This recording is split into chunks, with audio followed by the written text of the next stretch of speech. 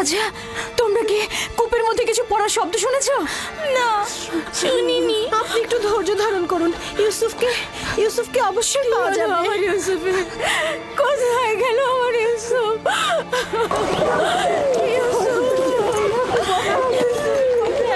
আমার ইউসুফ আমার ইউসুফ কোথায়? কথা বলছো না কেন? লিয়া, শান্ত হও। আমাদেরকে ঘটনাটা আগে শুনতে হবে। কি হয়েছিল? আমি বাড়ির ভেতরে কাজে ব্যস্ত ছিলাম, বাচ্চারা উঠোনে খেলছিল। হঠাৎ শুনি ওরা ইউসুফকে ডাকছে। আমি তখনই কাজ ফেলে ছুটে আসলাম, জিজ্ঞেস করলাম কি হয়েছে। ওরা বললো ইউসুফকে খুঁজে পাওয়া যাচ্ছে না। সব জায়গায় খোঁজা হয়েছে? খুঁজেছি। তোমাকে বলেছিলাম ইউসুফকে দেখে রাখতে, আর তুমি এইভাবে ওকে দেখে রাখলে। একটু মনোযোগী হতে পারলে না তুমি? থামো তো, থামো। এইভাবে কথা না বলে ইউসুফকে আমাদের খোঁজা উচিত। কোথায় আমার ইউসুফ? ঘরের অন্ধকার কোণাগুলো খুঁজে দেখা হয়েছে? হ্যাঁ, খুঁজেছি, পাইনি। ইউসুফ তীক্ষ্ণ বুদ্ধি সম্পন্ন বালক। ও এমন জায়গায় লুকিয়েছে যাতে আমরা খুঁজে না পাই। যেমন ধরো ঘরের ভেতরে সিন্ধুক, আমার ইউসুফ। অথবা চুলার ভেতরে।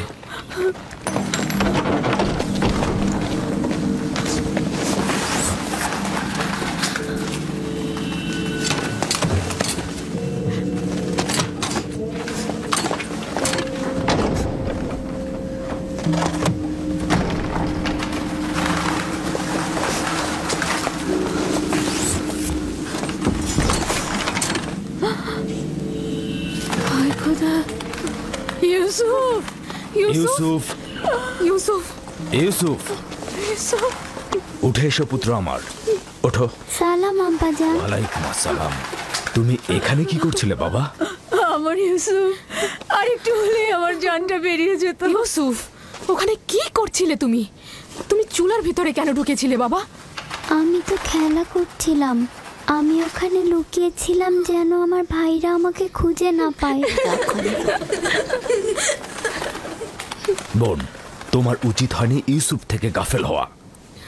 চুলার মধ্যে যদি ওর শ্বাস বন্ধ হয়ে যেত তাহলে কি হতো?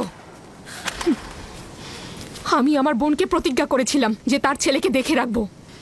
এখন থেকে এক মুহূর্তের জন্য আমি তাকে চোখের আড়াল করবো না। ইউসুফ, চলো যাই।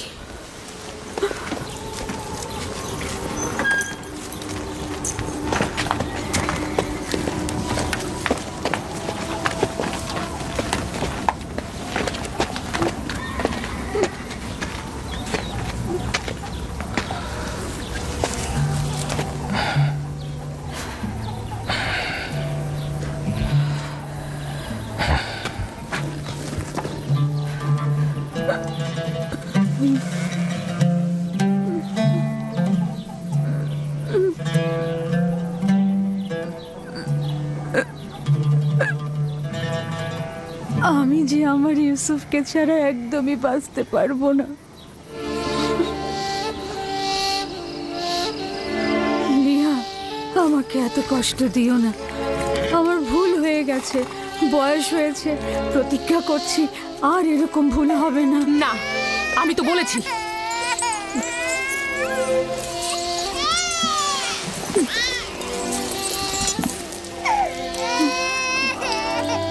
আমি কথা দিচ্ছি এরপর থেকে আরো বেশি মনোযোগী হব।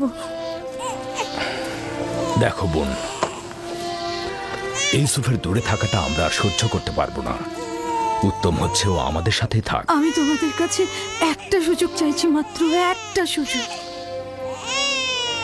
বোন, তুমি জানো ইউসুফ কোনো সাধারণ বালক নয়। ইউসুফের প্রতি কোনো শিথিলতা আমি আর সহ্য করতে পারবো না। ঠিক আছে, কিন্তু আমার আর ইউসুফের সম্পর্কটা একেবারে বিচ্ছিন্ন করে দিও না। আর কয়েকটা দিনও আমার কাছে থাকো। আমি এর মধ্যে নিজেকে সামলে নেব।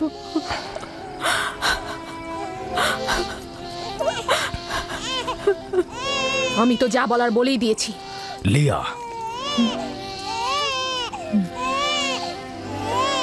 আচ্ছা ঠিক আছে, তবে আগের মতো নয়, মাত্র কয়েকটা দিন।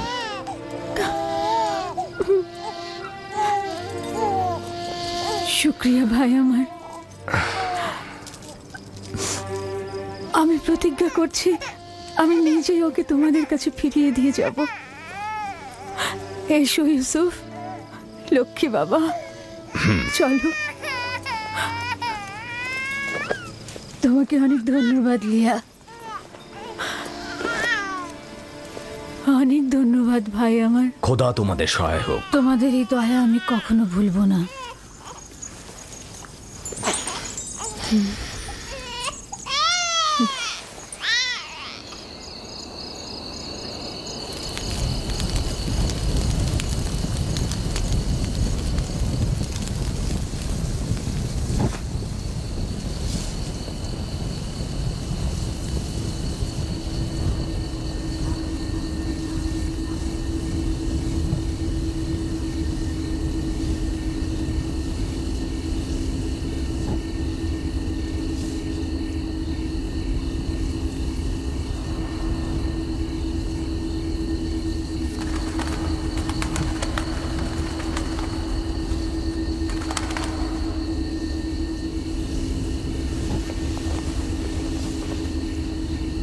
আপনি এখনো ঘুমাননি ফুপুজান? তুমি ঘুমাও আমার বাবা, আমার ঘুম আসছে না।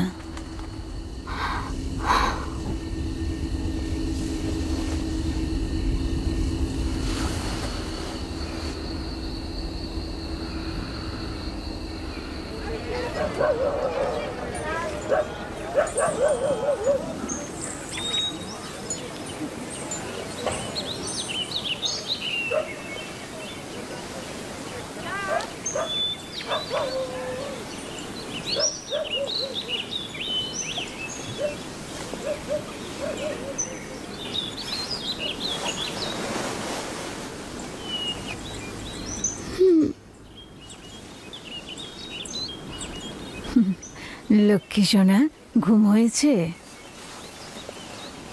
আপনি এখনো ঘুমাননি ফুপুজান?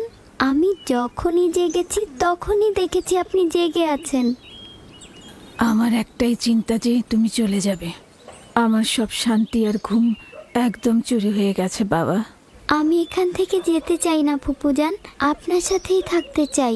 আমি আপনাকে অনেক ভালোবাসি, আমি আর বাড়িতে যেতে চাই না। সত্যি বলছো সোনা, তুমি এখানেই থাকবে? আপনাকে আমার মায়ের মতো লাগে ফুপুজান। আমি লিয়া খালামণিকেও ভালোবাসি, কিন্তু তিনি আমাকে বেশি আদর করার কারণে আমার ভাইয়েরা অসন্তুষ্ট হয়। আমার বাচ্চা,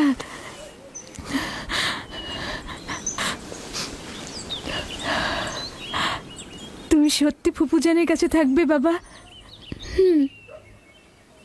তোমাকে আমার কাছে রাখার জন্য একটা কৌশল করেছি, তুমি আমাকে সাহায্য করবে না? ওঠো ওঠো, চলো তোমার আব্বাজানের কাছে যাই।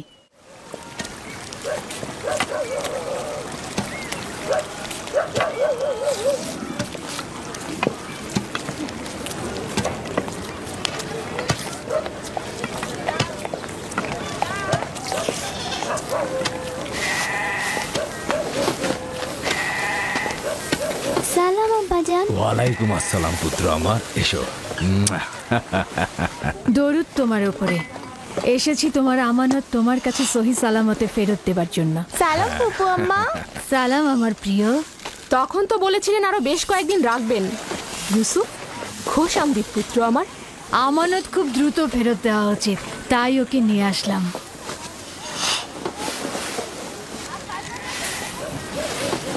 মনে হচ্ছে খুশি হওনি, তাহলে ওকে আবার নিয়ে যাই।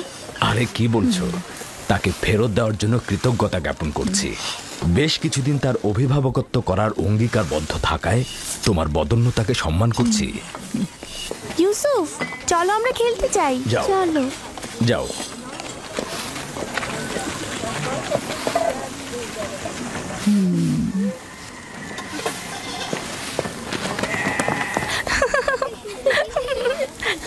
তাহলে এখন আসি। খোদা হাফেজ। খোদা হাফেজ। ইউসুফ আর তার ভাইদের মধ্যে পার্থক্য কি? সবাই কেন তাকে নিয়ে এত মেতে থাকে? এটা তো ভালোভাবেই বোঝা যাচ্ছে। ইয়াকুব আর তার বোন আমাদের বাচ্চাদের থেকে ইউসুফকে বেশি গুরুত্ব দেয়।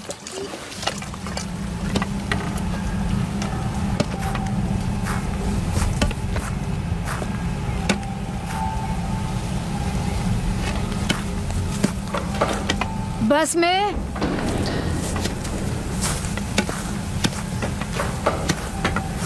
বাস মে জি, কিছু বলবেন? আমার আব্বাজান ইসাক নবীর কোমর বন্ধনীটা খুঁজে পাচ্ছি না। তুমি কি দেখেছো? না। আমার সঙ্গে এসো। হ্যাঁ, বৃদ্ধ ইয়াকিন আর কয়েকজন প্রতিবেশীকে খবর দাও, জলদি এসো।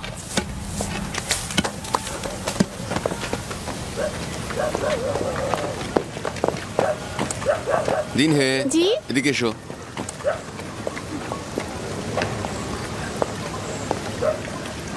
থামো ইয়াহুদা, দ্রুত করো।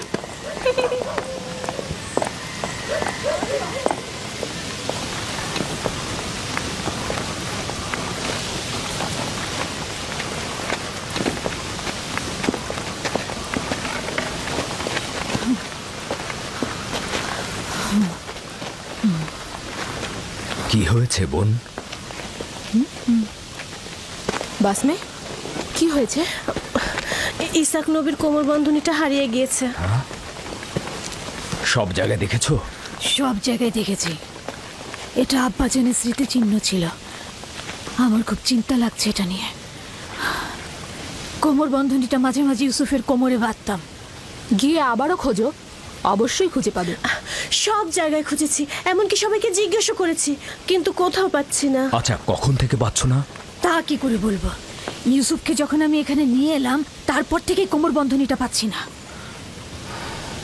তোমরা কি কেউ কোমর বন্ধনীটি দেখেছো? সম্ভবত ইউসুফ এখানে আসার আগেই কোথাও লুকিয়ে রেখে এসেছে। এমনও তো হতে পারে ইউসুফ আগ্রহের বশবর্তী হয়ে এখানে আসার সময় ওটা নিয়ে এসেছে। তার মানে ইউসুফ চুরি করেছে? সম্ভবত ও ভাবছে আমি ওকে এটা দিয়ে দিয়েছি, এটা ওর। এসব কি বলছো? ইউসুফ এরকম কাজ করতে পারে না। কোমর বন্ধনীটি খুঁজে বের করার জন্য আমি সব জায়গায়, এমনকি সকলকে অনুসন্ধান করব। যতক্ষণ পর্যন্ত না পাবো শান্ত হব না। আপনার ওই জিনিসটা তো শুধু ইউসুফের কোমরেই থাকতো, আমরা এটার ব্যাপারে কিছুই জানি না। খুব ভালো কথা। আমি প্রথমে ইউসুফ থেকে শুরু করব, যাতে কেউ বাহানা করতে না পারে। অনুমতি দিচ্ছ? জানি না কোন চতুরতা তোমার মধ্যে খেলা করছে, তবে যাই হোক, এটা আমাকে খুব কষ্ট দিচ্ছে। চতুরতা? কোনটা চতুরতা? শুনুন সবাই, আমি আমার আব্বাজানের কোমর বন্ধনী হারিয়ে ফেলেছি এবং সেটা খুঁজে পেতে চাইছি। এটা কি চতুরতা? খুবই ভালো কথা, অযথা হইচই করো না। খোঁজো, এক এক করে সবার কাছে খোঁজো, সকল জায়গায় খোঁজো।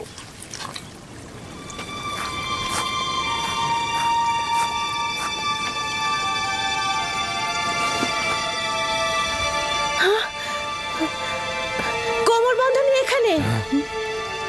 দেখলে, আমি মিথ্যে বলিনি, কোমর বন্ধনী পাওয়া গেছে। ইউসুফ, এটা তুমি কি করেছো? ইউসুফ তো কিছুই করেনি, শুধু চুরি করেছে। কেনানের অধিবাসী, তোমরা সকলে দেখেছো আমি আমার চুরি যাওয়া জিনিস খুঁজে পেয়েছি। খুবই ভালো, খুবই ভালো। কোমর বন্ধনী পেয়েছো, গ্রহণ করো আর চলে যাও। বিষয়টা এত সহজ নয় ভাই আমার। তুমি হয়তো কেনানের সব নিয়ম কানুন ভুলে গেছো। এখানকার সকল অধিবাসী নিশ্চয়ই জানেন কেনানের আইন ও ঐতিহ্য অনুযায়ী যদি কেউ চুরির জিনিস খুঁজে পায় তবে চোরকে 4 বছর পর্যন্ত গোলাম হিসেবে রাখতে পারে। আরে বাহ, ইউসুফ তাহলে 4 বছর গোলামি করবে। আমরা সবাই কেনানের ঐতিহ্য জানি, কিন্তু তুমি কি চাও ইউসুফের মতো একটা ছেলে গোলামি খাটবে? আমি এরকম কাজ এক মুহূর্তের জন্য করতে চাই না। কিন্তু তুমি কি এটাই চাও যে কেনানের অধিবাসী তার আইন ও ঐতিহ্য অমান্য করুক? থামো ফায়েকে, আমি এমন হাস্যকর ঐতিহ্য বিশ্বাস করি না। ইউসুফকে আমি তোমার গোলামি খাটতে পাঠাবো না। তোমাদের মতো পরিবার যদি ক্যানানের আইন ও ঐতিহ্যকে ভুলুণ্ঠিত করে, তাহলে অন্যদের দ্বারা কি আশা করতে পারি? কিন্তু ইউসুফ তো একটা বাচ্চা ছেলে, ও কি করে গোলামি খাটতে পারে? বড় আর ছোটর মধ্যে কোনো পার্থক্য নেই। এই আইন সবার জন্য প্রযোজ্য। আমরাও এটার প্রতি সম্মান জানাবো। আমি জানি এটার মধ্যে চতুরতা লুকিয়ে আছে, কিন্তু প্রমাণ করতে পারছি না। যেহেতু তুমি ইউসুফকে ছাড়বেই না, সেহেতু বাধ্য হচ্ছি তোমার সিদ্ধান্ত মেনে নিতে। আমি চোরের কাছে চুরির মাল খুঁজে পেয়েছি এবং তাকে ছাড়বো না। খোদার বান্দা ও রসুল আমাকে ক্ষমা করবেন, আমার উপর মনক্ষুণ্ণ হবেন না।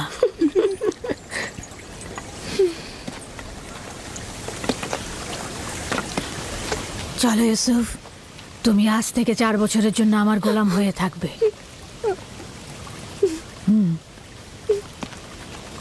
ইউসুফের এত তারিফ আর প্রশংসার ফলাফল এই আদর দিয়ে মাথায় উঠিয়েছে, ফলাফল হাতে নাতে পাওয়া গেল।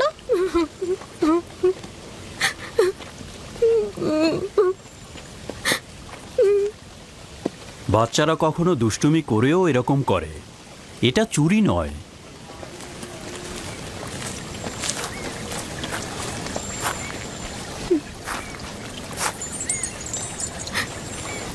ইউসুফকে কেন যেতে দিলেন? ফায়েক তো ঠিক মতো ইউসুফের দেখাশোনা করতে পারে না। ইউসুফ তো ন্যায্য তো চুরি করেছে, তাছাড়া এর বিপরীতে আমি কোনো প্রমাণও দাঁড় করাতে পারছিলাম না। চিন্তা করো না, ইউসুফ ওখানে ভালোই থাকবে।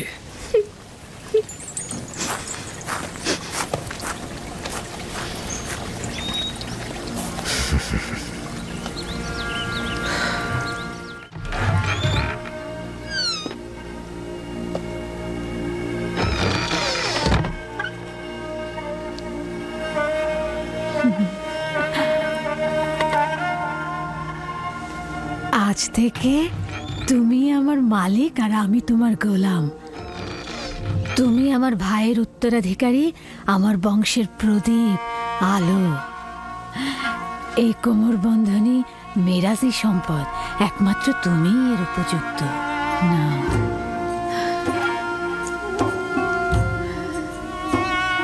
এই কোমর বন্ধনী আজ থেকে আমার।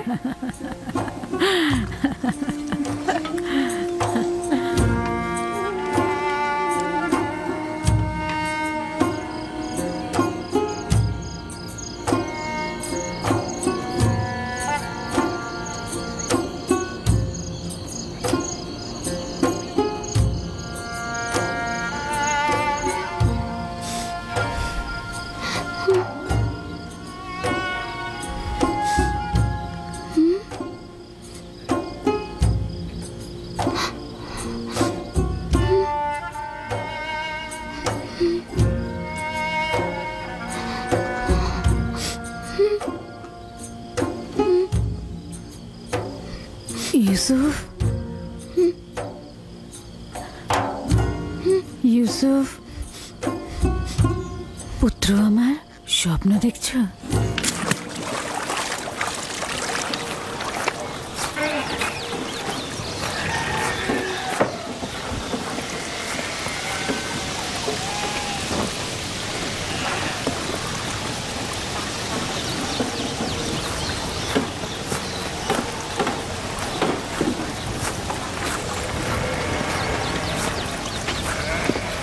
সালাম আব্বাজান। সালাম আমার পুত্র। খোদার নবী কি আমাকে ক্ষমা করেছেন? তার বাড়িতে প্রবেশের অনুমতি পাবো? যদি এটা ব্যতীত অন্য কিছু করতে তাহলে ক্ষমা করতাম না। তুমি তো প্রেমিকের ন্যায় আমল করেছো, যেটা ভালোবেসেছো থাবা দিয়ে ছিনিয়ে নিয়েছো। ক্ষমা তো আম্বিয়া ইলাহির সৌন্দর্য। আশা করছি আমি ক্ষমার উপযুক্ত। আমি তো তোমার কোনো গুনাহ দেখছি না যে ক্ষমা করে দেব। তা হঠাৎ কি মনে করে? ইউসুফের পিড়িতেই আসলাম। ও কাল রাতে একটা স্বপ্ন দেখেছে, সেটা তোমাকে বলতে চাই। এতে সন্দেহ নেই তার স্বপ্ন কল্যাণ ও নেককারময়। ইউসুফের স্বপ্নে কখনো অপবিত্র আত্মার স্থান হবে না। আব্বাজান, কি স্বপ্ন দেখেছো তুমি? আমি স্বপ্নে দেখলাম আমার ভাইয়েরা মরুভূমিতে খেলা করছিল আর ঝোড়ো হাওয়া বইছিল।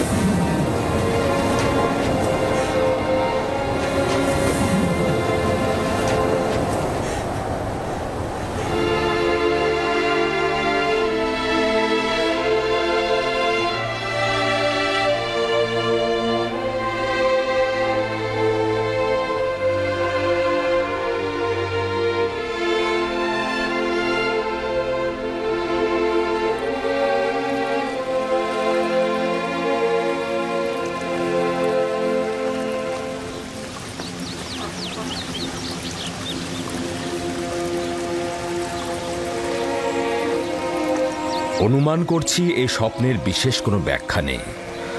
অবশ্য স্বপ্নটা বিশ্লেষণের জন্য আমি আরো কিছুটা সময় নেব, নিশ্চয়ই কোনো নিশানা পাবো। তোমরা এখন তাহলে ভেড়াগুলোকে চারণভূমিতে নিয়ে যাও। কি হলো, দাঁড়িয়ে আছো কেন?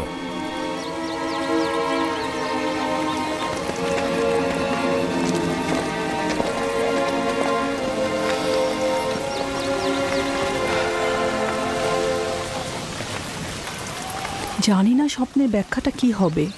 ইয়াকুব মনে হয় কিছু একটা লুকাচ্ছে। আরে এটা তো খুবই সহজ। লাঠিটি হচ্ছে দলপতির আর ইউসুফ তার ভাইদের মধ্যে উৎকৃষ্ট, বোঝনি? স্বপ্নের ব্যাখ্যা মনে হচ্ছে বাচ্চারা বুঝেছে।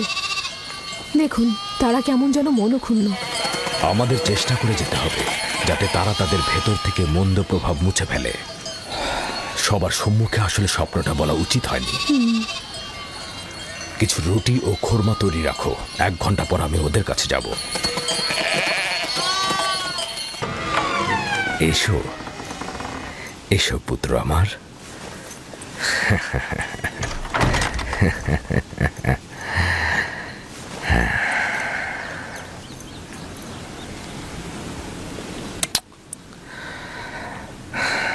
তোমার সম্বন্ধে আমি যা অনুমান করেছিলাম সেটাই সঠিক।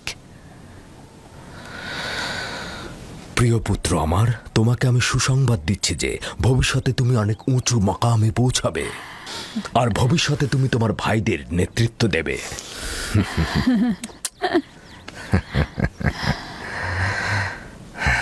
আমার পিতা তোমার দাদাজান আমাকে দোয়া করেছিলেন যে আমার বংশ থেকে অনেক অনেক পয়গম্বর আসবে।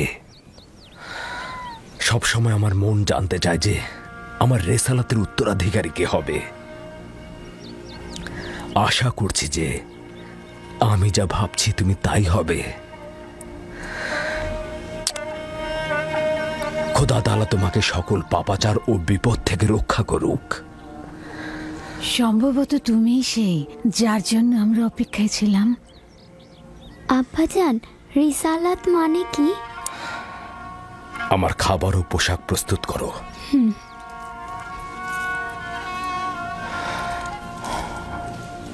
হে আমার পুত্র, রসুলগণ খোদার পক্ষ থেকে ইনসানদের জন্য প্রেরিত।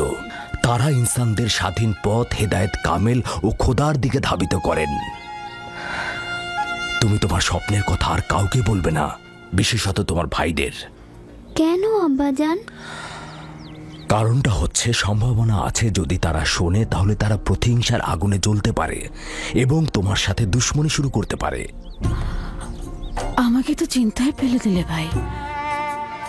আমাকে তো ইউসুফের প্রতি আরো বেশি মনোযোগী হতে হবে।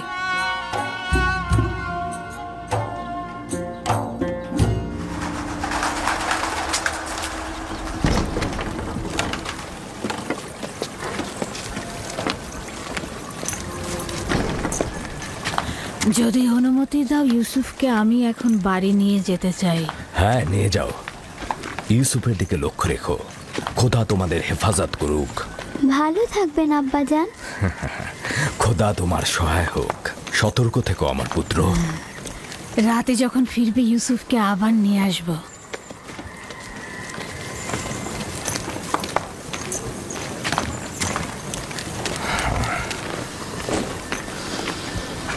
বেশ কিছুদিন হলো আমি মরুভূমিতে যাচ্ছি না। সন্ধ্যায় বাচ্চাদের সঙ্গে ফিরব। আমাদের সন্তানগণ ভাবছে তাদের প্রতি তোমার মনোযোগ কমে গেছে।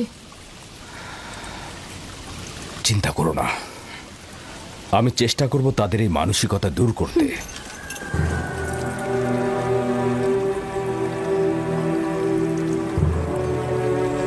ইউসুফ আর বেনিয়ামিনের উপস্থিতি ইয়াকুবকে তার অন্যান্য সন্তানের প্রতি অমনোযোগী করে তুলেছে। খোদা হাফেজ। খোদা হাফেজ।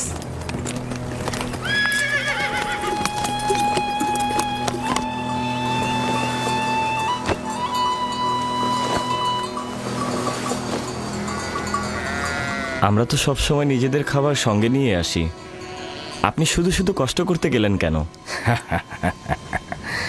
তার মানে কি আমার অধিকার নেই যে আমি আমার পুত্রদের জন্য খাবার নিয়ে আসি? অধিকার কি নেই কোনো দিন তাদের সঙ্গে কাটাবো? আপনার আগমনের চাইতে আর কোনো কিছুই আমাদের কাছে আনন্দদায়ক নয়। আপনার আগমনের পূর্বে আমরা মাতম করছিলাম। আমরা কেউই আসলে হাসার মতো অবস্থায় ছিলাম না। কেন?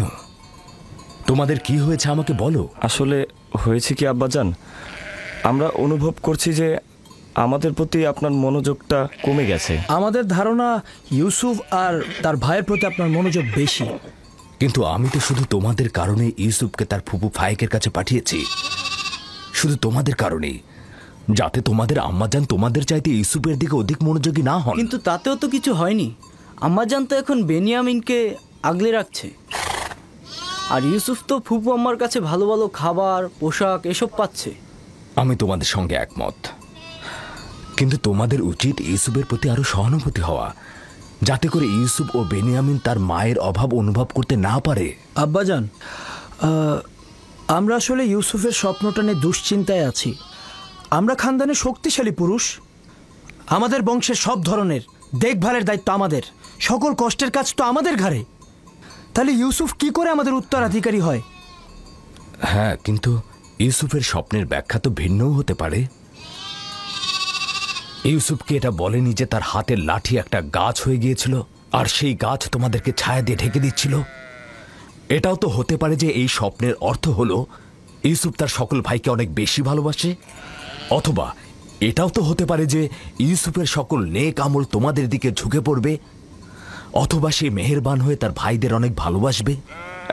হ্যাঁ, আপনি হয়তো ঠিকই বলেছেন আব্বাজান। প্রকৃতপক্ষে আমরা যে ব্যাখ্যাটা করেছি সেটা হয়তো ভুল হতে পারে, কি বলো?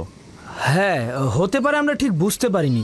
তার মানে ইউসুফ আপনার উত্তরাধিকারী নয়? আমার উত্তরাধিকারী স্বয়ং খোদা তাআলা স্থির করবেন, সেটা তোমাদের মধ্য থেকে উত্তম কাউকে। তোমাদের এটা নিয়ে চিন্তা করার কোনো দরকার নেই। ইউসুফ ও বেনিয়ামিন হচ্ছে তোমাদেরই ভাই, তোমাদের দুশমন নয়। আমি তোমাদের সবাইকে ভালোবাসি। তোমরা একে অপরকে ভালোবাসবে যেন খোদা তাআলা তোমাদেরকে ভালোবাসে, আর তোমাদের কাছে আমার এটাই চাওয়া। হে আমার খানদানের মহৎগণ, তোমরা আমার আশা ও ভরসা। আমি সব সময় অনুভব করেছি যে তোমাদের উপর হেলান দিয়ে আমি উষ্ণতা পাব। তোমরা হলে সাহসী যোদ্ধা। তোমাদের উপস্থিতি তো ইয়াকুবের দিলকে কখনো দুশ্চিন্তায় মশগুল করতে পারবে না। আব্বাজানকে যে কষ্ট আমরা দিয়েছি সেজন্য আমরা ক্ষমা চাইছি আব্বাজান। আমাদের হয়তো আরেকটু লাভিন, আফতার, ইকবাল, হ্যাঁ, একটা নেকড়ে আসছে। নেকড়ে, নেকড়ে, চলো চলো চলো, হ্যাঁ চলো চলো চলো।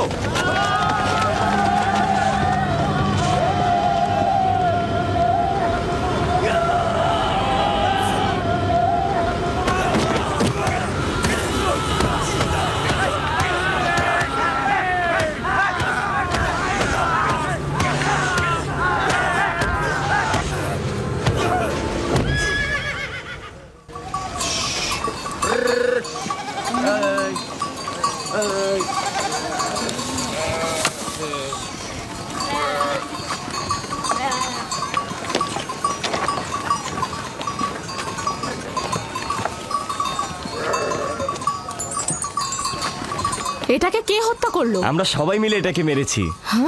আমাদের ভেড়ার পালের উপর এই নেকড়েটা আক্রমণ করেছিল, আমরা সবাই তাকে পিটিয়ে মেরেছি। নেকড়েটা যদি তোমাদের উপর হামলা করতো?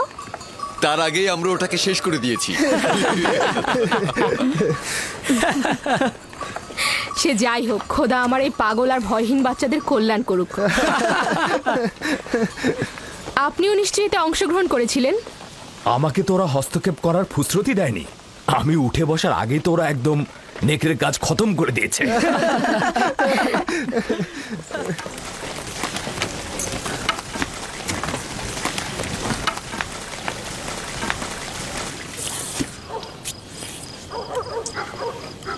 আমরা দুপুরের খাবারের তদারকি করছিলাম, হঠাৎ ভেড়া আতঙ্কিত হয়ে এদিক ওদিক ছুটতে লাগলো। তারপর একটি বড় নেকড়ে হামলা করলো, আর সঙ্গে সঙ্গে আমরাও তার উপর হামলা করলাম। এটা তো অনেক বিপজ্জনক কাজ। এত বিপদের মধ্যে তোমরা কেন গেলে? এটা তো খুবই সহজ হিসাব। নেকড়েটা আমাদের ভেড়ার উপর হামলা করেছে, আমরা ওর উপর হামলা করেছি। যার কাছে যা ছিল তাই দিয়ে হামলা করেছি, লাঠি দিয়ে, পাথর দিয়ে থেতলে দিয়েছি। প্রথম তো আমি লাঠি দিয়ে আঘাত করলাম, তারপর লাভি পাথর দিয়ে আঘাত করলো, পালাবার কোনো সুযোগই দিলাম না। আমার দিকেও তেড়ে এসেছিল, কিন্তু আমি যদি ভয় পেতাম তাহলে আমাকেই হামলা করতো। ইস, আমি যদি থাকতে পারতাম, আব্বাজান, আমাকে অনুমতি দিন, আমিও ভাইদের সাথে মরুভূমিতে যেতে চাই।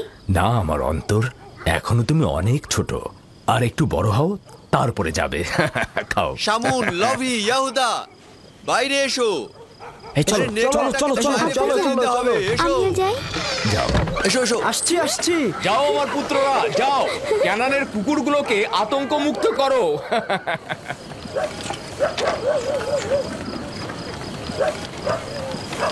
আব্বাজান আজকে মরুভূমিতে যেয়ে বলল যে কেন তোমরা ইউসুফের স্বপ্নকে ভাইদের উপর নেতৃত্বের ব্যাখ্যা করছো।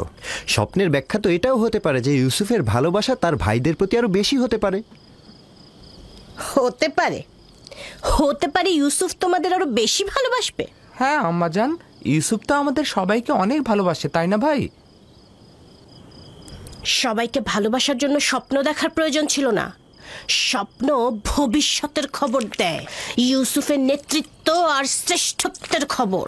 তোমাদের আব্বাজান তোমাদের সাধারণ লাঠি ভাবে। এ কথা বিশ্বাস করো না, তোমার আব্বাজান আসলে তোমাদেরকে নীরব রাখতে চাইছে।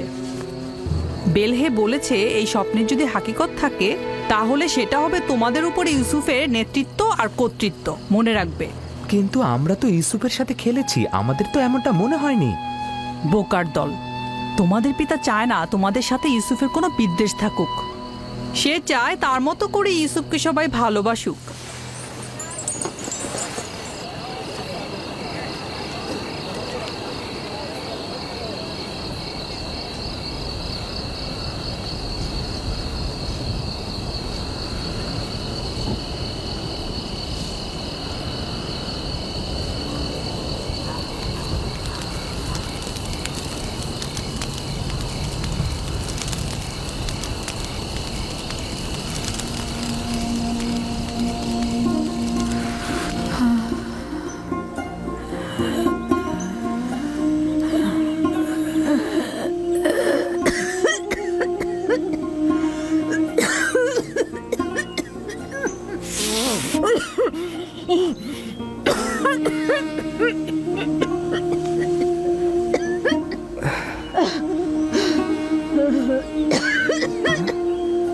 ফুফুজান,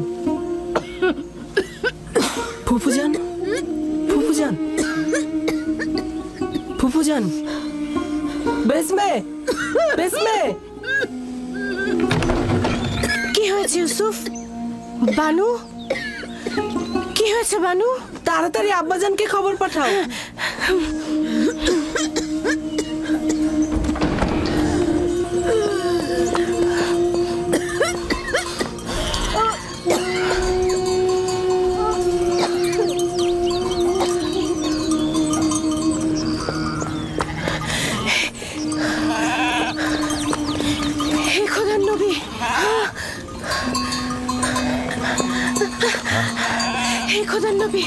আপনার বোন ফাইকের অবস্থা ভালো না, তাড়াতাড়ি আসুন, তাড়াতাড়ি আসুন।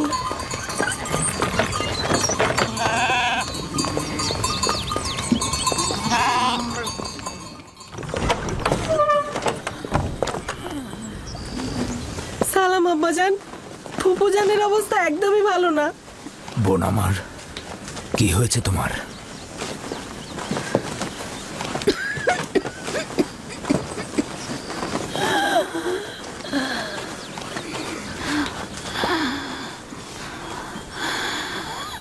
অবশেষে আমার সময় শেষ হয়ে এসেছে।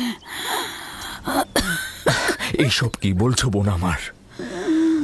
তোমার অবস্থা তো ভালোই ছিল, হঠাৎ করে কি হয়ে গেল? অত কিছু তো জানি না, শুধু জানি চলে যাচ্ছে। তাড়াতাড়ি ওনার জন্য হেকিমের ব্যবস্থা করুন, ওনার অবস্থা ভালো নয়। আমি গতকাল থেকে জানি যে আমার আর সময় নেই।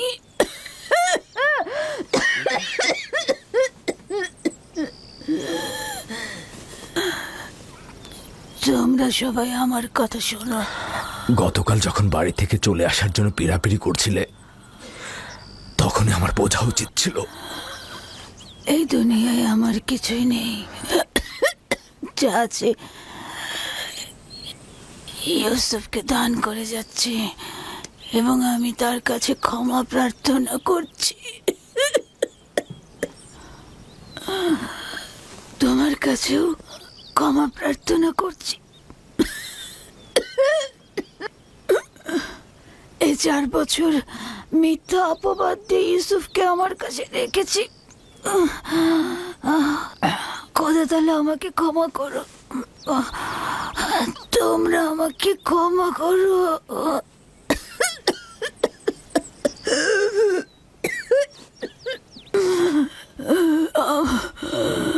আমার ইউসুফ চোর না।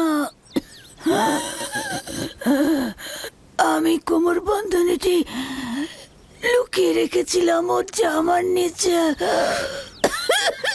আমি তো সেটা জানতাম। তুমি অযথা চিন্তা করো না। সবাইকে বলে দেবে আমার ইউসুফ চোর ছিল না, কখনো না। এটা ভেবে তুমি কষ্ট পেও না। আমি একটু তোমার সঙ্গে একা কথা বলতে চাই।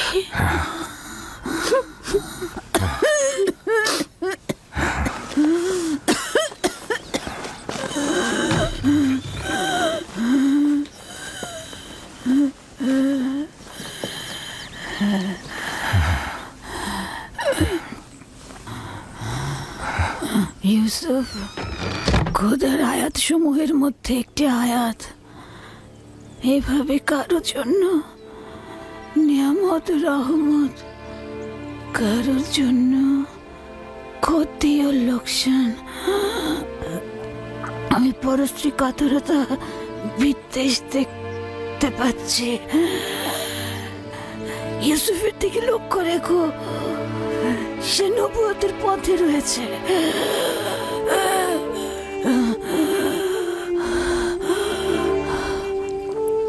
মুহূর্তের জন্য তাকে একা করো না।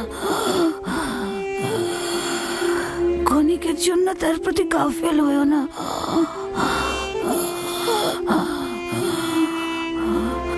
তাকে নিজের সঙ্গে ঘুম পাড়াবে, কোথাও একা পাঠাবে না।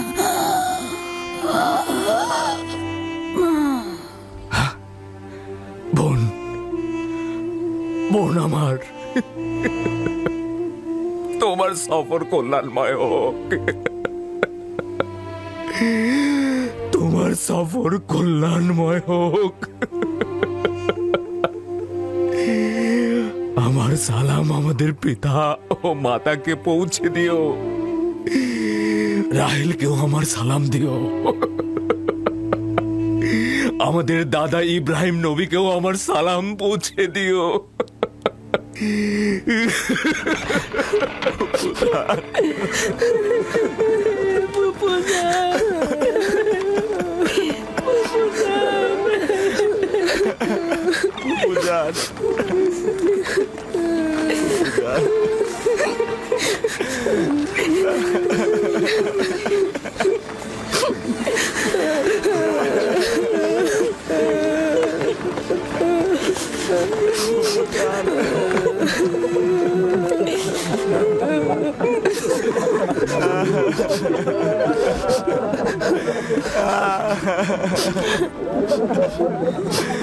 বুঝান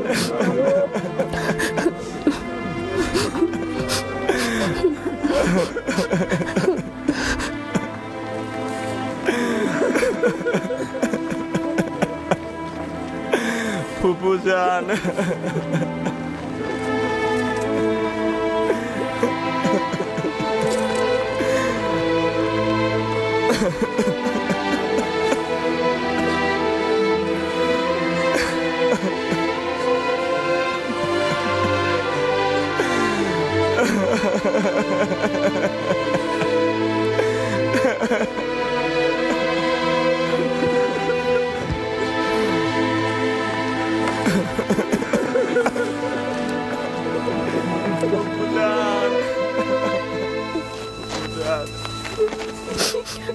এক খোদা ভিন্ন অন্য কারো কাছে প্রার্থনা করো না এবং শুধুমাত্র তার কাছে আশ্রয় চাও।